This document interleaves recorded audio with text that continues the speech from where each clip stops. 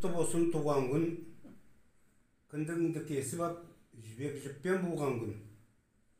Шілде қана суымен алғаш рет жуған күн. Орап алып жүргекке белден жайлап буған күн. Ақ сүтін асыл ананың емірене емген күн. Әкең келіп төбеңнен тебірене төнген күн. О шіркін ай. Ағайып туған ел жұртың көрімдігін берген күн. Кімге тартты екен деп бетіңді ашып көрген күн.